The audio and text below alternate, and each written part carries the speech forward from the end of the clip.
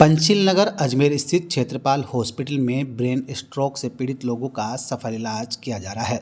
Neuro physician doctor Monika Sachan ने बताया कि ब्रेन स्ट्रोक के केस में समय का क्या महत्व होता है। स्ट्रोक में हर 1 मिनट में लगभग 19 लाख न्यूरॉन क्षतिग्रस्त होते हैं, इसलिए मरीज को जितना जल्दी इलाज शुरू होगा, स्ट्रोक के कारण मरीज में आई विपन्नता उतनी जल्दी ठीक होती है। मैं डॉक्टर मोनिका सचान, मैं आपको आज ब्रेन स्ट्रोक के बारे में कुछ बताना चाहती हूँ। और ये हमारे पेशेंट हैं जिनको कि ब्रेन स्ट्रोक हुआ था और आज ये हमारे पास फॉलोअप में ओपीडी में आए हैं और पूरी तरीके से अभी ये स्वस्थ हैं और अपने सारे दैनिक दिनचर्या, अपने सारे काम ये कर रहे हैं।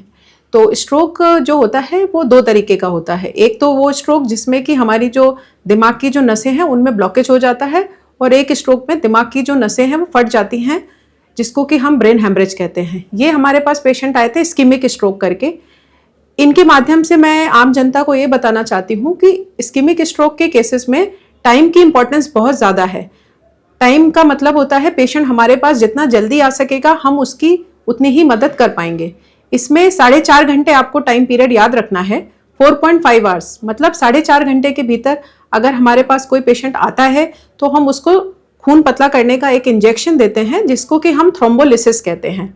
ये पेशेंट हमारे पास टाइम से आए और इनका मेडिकल मैनेजमेंट किया गया, इसी वजह से आज ये बहुत स्वस्थ हैं। तो मैं आपको, इस समय सर्दी का मौसम है, सर्दी के मौसम में स्ट्रोक के चांसेस बहुत ज़्यादा होते हैं, इसलिए आपके आसपास या आपको अगर कभी भी कोई भी स्ट्रोक का लक्षण दिखाई दे तो आप उचित टाइम से अस्पताल में पहुँचे। यही मेरा उद्देश्य है आज का। यहाँ पर मेरी ओपीडी जो टाइमिंग्स हैं वो 10 से 2 और 4 से 6 है, और इमरजेंसी में 24/7 हम लोग यहाँ पर उपलब्ध रहते हैं। और एक चीज़ और मैं आपको बताना चाहूँगी, क्षेत्रपाल हॉस्पिटल में पूरी न्यूरोलॉजी की टीम है, जिसमें कि न्यूरो फिजिशियन, न्यूरो सर्जन और इंटरवेंशन रेडियोलॉजिस्ट की भी सुविधा यहाँ उपलब्ध है। एक स्ट्रोक के लिए ये तीनों चीज़ें होना बहुत ज़रूरी हैं, जो कि हमारे अस्पताल में अभी तीनों चीज़ों की सुविधाएँ हैं। धन्यवाद। मैं सोनलाल प्रजापति, निवासी अजमेर, रेवेन्यू बोर्ड से पीएस की पोस्ट से रिटायर हूँ। मैं क्षेत्रपाल हॉस्पिटल के माननीय अध्यक्ष रमेश क्षेत्रपाल जी और न्यूरोलॉजिस्ट डॉक्टर मोनिका सचान एवं समस्त स्टाफ को मेरा सादर नमस्कार है।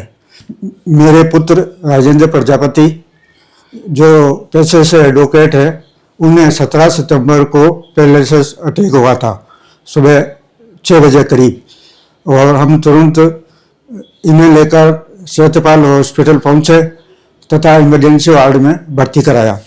इमरजेंसी वार्ड में भर्ती होने के बाद में इमरजेंसी वार्ड के स्टाफ ने डॉक्टर मोनिका सचान को फ़ोन पर अवगत कराया। उन्होंने तुरंत आकर मरीज की हालत देखी। मरीज की हालत देखने के बाद में उन्होंने हमें विस्तृत रूप से उपचार के बारे में समझाया। इसके बाद में हमने जो दवाइयाँ उन्होंने लिखी थी हमने उनको लाकर दी। उन्होंने एमआरआई की जांच इत्यादि करके इलाज चालू किया तथा आईसीयू वार्ड में भर्ती रखा। आईसीयू वार्ड के अंदर 2 दिन के बाद में जनरल वार्ड में शिफ्ट किया। जनरल वार्ड में शिफ्ट किया तो दूसरे दिन ही मेरे पुत्र ने बोलना, चालना, खाना खाना, चलना फिरना और अच्छी तरह से शुरू कर दिया था। इसके बाद में कुल 5 दिन डॉक्टर साहब ने इन्हें जनरल वार्ड में रखा और 5वें दिन 21 सितंबर को शाम को 8 बजे छुट्टी दे दी और दवाइयाँ दे दी। इसके बाद में हम घर चल गए, और जब मोहल्ले में पता चला तो लोग कहने लगे कि ये भर्ती नहीं था, इतना जल्दी इन्होंने इलाज कैसे कर दिया, ऐसा कौन सा डॉक्टर है जिन्होंने इतना जल्दी 5 दिन के अंदर इनको चलना फिरना आदि कर दिया। भाई हमने कहा हम कोई झूठ थोड़ी बोल रहे हैं, आप जाके वहाँ पे क्षेत्रपाल हॉस्पिटल में जाके पूछिए, रिकॉर्ड देखिए, जिससे आपको पता लग जाएगा। डॉक्टर मोनिका सचान से बात कीजिएगा, वहाँ के स्टाफ से बात कीजिएगा कि इतना जल्दी इलाज कैसे हो गया।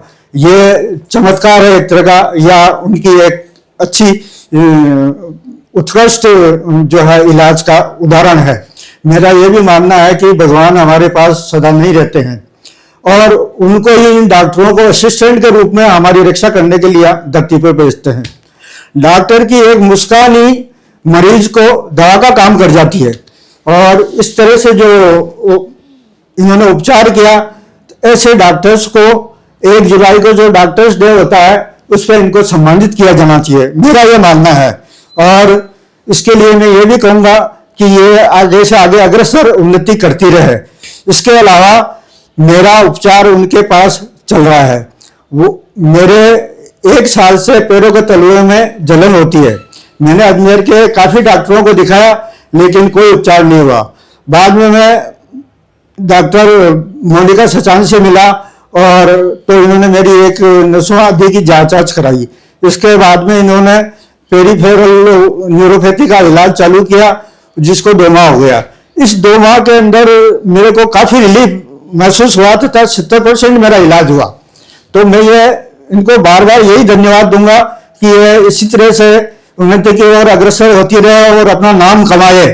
और इसके अलावा इस हॉस्पिटल के अंदर मैंने doctor Manish Agarwal, doctor Vishnu Agarwal, doctor Raghav Chauhan और नए डॉक्टर जो चर्म रोग के आए हैं राहुल शर्मा, उनसे भी हमने और मेरे परिवार ने इलाज लिया है। इससे हमको काफ़ी राहत महसूस हो रही है।